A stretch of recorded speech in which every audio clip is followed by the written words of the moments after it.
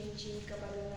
I'm here to report you about bomb incidents and investigations. So first, bomb incident investigation is a process of gathering evidence, analyzing information, and determining the cause and responsibility for an explosion or the detonation of an explosive device. So, ang kaning bomb incident investigation is mao na siya yung mo process of gathering sa mga evidence o mo analyze sa mga information o mo determine sa mga cause o sa explosive device. So first kay securing the scene. The first priority is to ensure the safety of responders and the public by coordinating of the area and evacuating the people if necessary. So first kay kanang i-cordon nilang area kay para wala yung mga kasod or dili pa makuan ba na para makuan jud ang safety nila nga wala pa makasod ato nga incident niya. If necessary, i-evacuate nila ang mga tao sa safety nga place. Second is documentation. Investigators take photograph, videos, and measurements of the scene to document its condition before any evidence is disturbed. So before makuhaan kay ilan pa to mo mag-take sila mga pictures, videos, nga i-measure to nila ang katong incident, katong lagi ang scene niya. So dili pa ma-disturb ang katong kuan. 3. Collection of evidence. Investigators collect physical evidence such as fragments of the explosive device, shell casing, and any other items that may have been affected by the blast. So katong kuan kay in the words of collection of evidence kay ilan ang mga i-collect ang mga physical evidence sa pareha sa fragments of evidence ay explosive device, kanang shell casing, kanang mga pasiyo. Ila po i-collect ang mga digital evidence like security footage, cellphone, so ang social media post kay base niya na ay naka-post, na ay naka-picture atong nga panghitabo. Number 4 is analysis of evidence. Experts analyze the physical and digital evidence to determine the type of explosive use, the origin of the device, and any possible motives behind the incident. So mao na siya yun. So ang katong mga expert kay sila may mo analyze sa katong physical and digital evidence to para ma-determine ang katong gigamit nga explosive device niya. Nga if possible kay sila may mo kuan kanang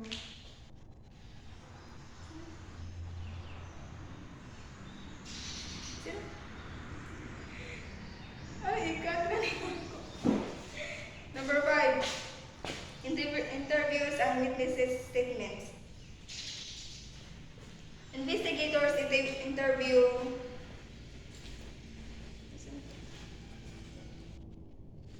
witnesses, victims, and suspect to gather information about the incident and identify potential leads. So, ang katong mga interviews o mga witness statements, sila ay katong mga investigators sila may mo interview sa katong mga witness o mga victims para maka-gather sila og information o katong unsay about atong mga incident and ma-identify nila ang potential nga leads. So last is presentation of findings. So once nga ma-complete na nila ang pag-investigate kay i-present tayo nila ang ilang na findings ato sa law enforcement o ang prosecutor may mo pursue ato sa criminal charges o nga against ato nga responsible for the incident. Ari nata sa a post-blast investigation is the process of examining, analyzing, and the damage caused by an explosion or other incident involving explosive device. So mao ni sila yung mo process po o mo examine sa mag-analyze sa damage na cause sa atong explosion or sa atong incident. Ang goal po nila is mag-investigate sa kuan mga evidence o makatabang atong explosive device.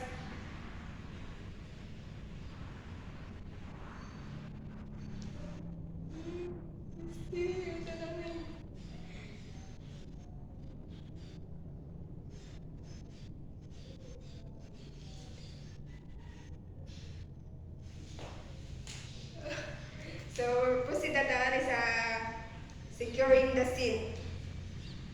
First is securing the scene.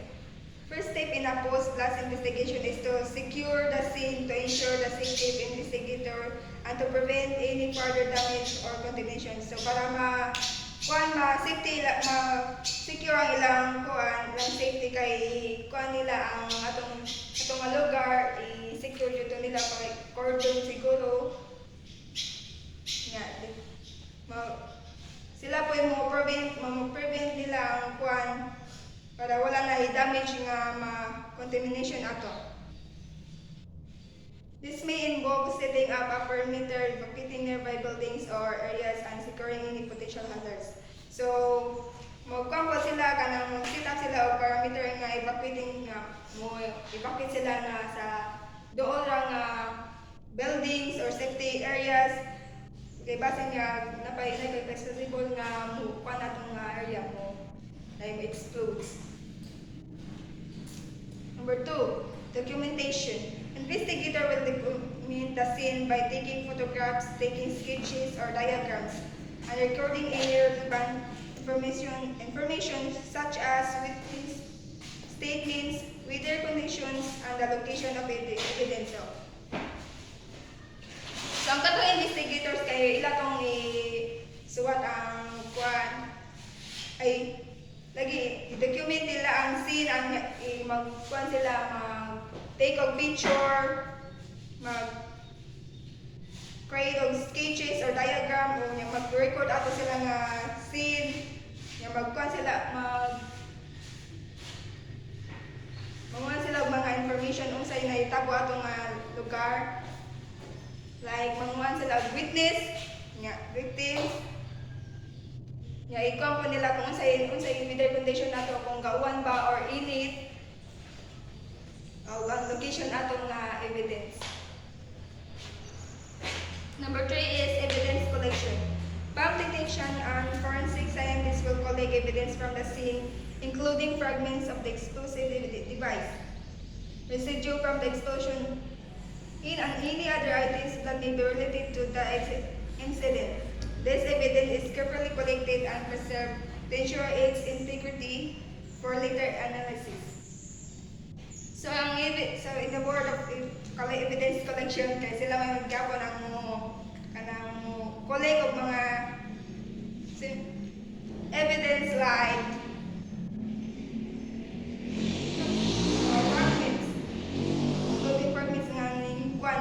buto atong explosive device. Kung sila po yung collect ng either items that may be related atong incident niya. Ang kaning incident is kay dapat careful nila nga pag-collect kay basin nga napaipasikon nga buto. So, number 4 is explosive ordnance disposal or EOD operations. If there is still a threat from any remaining explosive materials, EOD personnel will be called in to safely dispose it. This may involve using specialized equipment or techniques to render the explosive harmless. So, if naada ko na kanang threat or